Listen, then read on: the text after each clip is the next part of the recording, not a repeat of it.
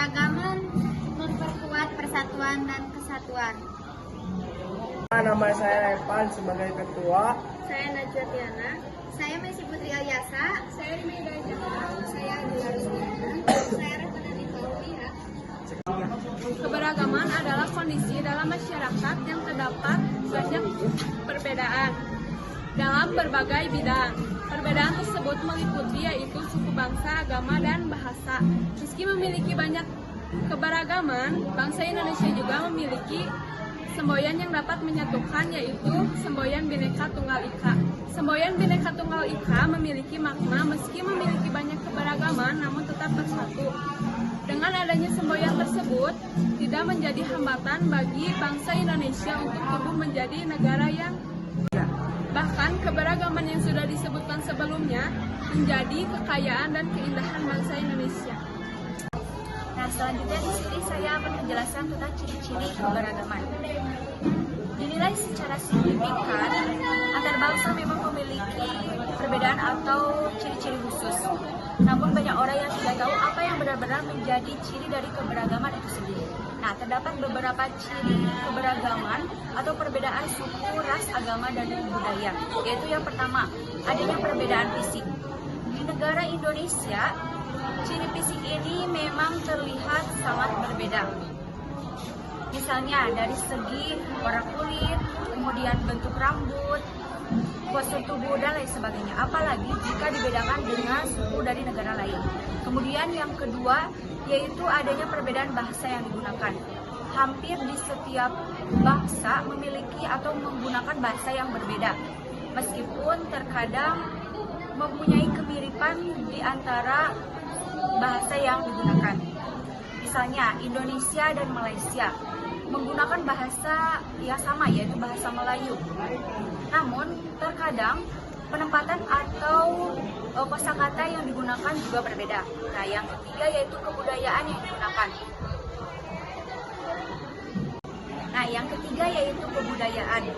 Kebudayaan yang digunakan. Nah, dalam setiap bangsa tentunya memiliki kebudayaan yang khas ketimbang budaya negara lain.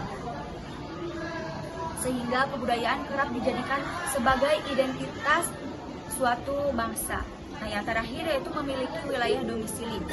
Contohnya seperti suku Jawa adalah orang yang hidup di Pulau Jawa. Meskipun pada akhirnya imigrasi dan transmigrasi masih diperbolehkan, namun setiap orang memiliki asal-muasal dari bangsanya sendiri. Penyebab keberagaman bangsa Indonesia ada 5. Yang pertama ada letak strategis wilayah Indonesia, di mana wilayah Indonesia diapit oleh 2 benua, yaitu benua Asia dan Australia, dan 2 samudra, yaitu Samudra Hindia dan Samudra Pasifik. Yang kedua ada kondisi alam. Hal ini berdampak pada mata pencaharian, makanan, dan pakaian pokok, tradisi hingga kepercayaan masing-masing. Yang ketiga ada Indonesia sebagai negara kepulauan, yang dimana tercatat setidaknya Indonesia memiliki 16.771 pulau. Yang keempat ada kemajuan transportasi dan komunikasi, di mana masyarakat di perkotaan lebih unggul dibandingkan masyarakat di pedesaan, karena yang di kota lebih tidak ketinggalan informasi. Yang kelima ada penerimaan masyarakat terhadap perubahan. Nah, biasanya masyarakat di perkotaan lebih dinamis, terbuka dengan budaya baru. Misalnya tidak masalah menikah dengan orang yang tidak seturunan. Terus kalau misalkan di masyarakat di pedesaan, umumnya menikah dengan orang yang berasal dari suku ras yang sama. Selanjutnya ada dampak positif dan negatif. Dampak positifnya pertama, keberagaman bangsa di Indonesia menjadikan bangsa menjadi lebih kaya. 2. Memiliki identitas yang berbeda dengan bangsa yang lain. 3. Interaksi masyarakat berjalan dinamis. 4. Keberagaman membuat masyarakat hidup lebih berwarna dengan toleransi. 5. Keberagaman suatu bangsa menjadikan bangsa menjadi lebih maju karena banyaknya kreativitas dan inovasi yang berkembang dalam masyarakat tersebut.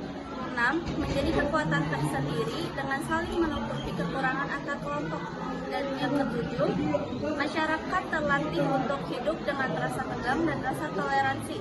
Selanjutnya ada dampak negatifnya. Pertama, munculnya persaingan karena merasa ingin paling unggul. Dua, muncul sikap negatif seperti egoisme kelompok atau golongan, fanatisme, dan lain sebagainya. Tiga, munculnya etnosentrisme di mana memiliki pandangan yang berfokus pada budaya sendiri dan memiliki pandangan meremehkan. Empat, munculnya potensi perpecahan yang mengarah kepada konflik dan kekerasan besar. Yang kelima, perpecahan dan konflik mengganggu pembangunan nasional. Yang keenam, munculnya golongan atau kelompok Upaya mengatasi masalah keberagaman di Indonesia. Yang pertama, ada membiasakan diri untuk memudayakan toleransi dan empati kepada suku, agama, ras, dan golongan. Yang kedua, saling menghargai keberagaman yang ada di masyarakat. Yang ketiga, tidak memandang suku, agama, ras, dan golongan sendiri lebih baik dari orang lain. Yang keempat, membentuk kerukunan antar suku, antar agama, antar ras, dan antar golongan.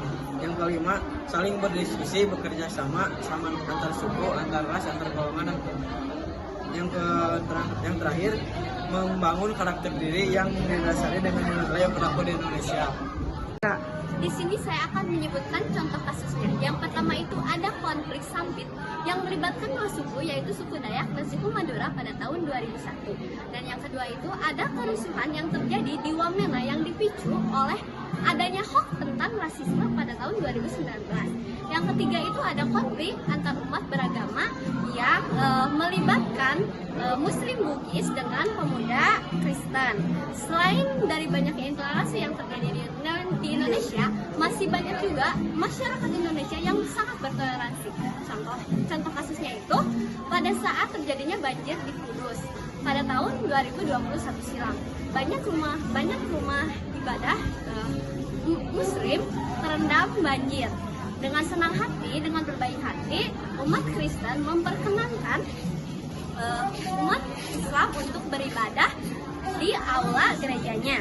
Yang kedua itu adalah pecalang yang menjaga umat Muslim pada saat melaksanakan sholat Idul Fitri. Dan yang ketiga itu banyak masyarakat di Semarang bergerombol beramai-ramai untuk memperbaiki atau untuk membersihkan masjid-masjid serta kapel-kapel yang ada di Semarang.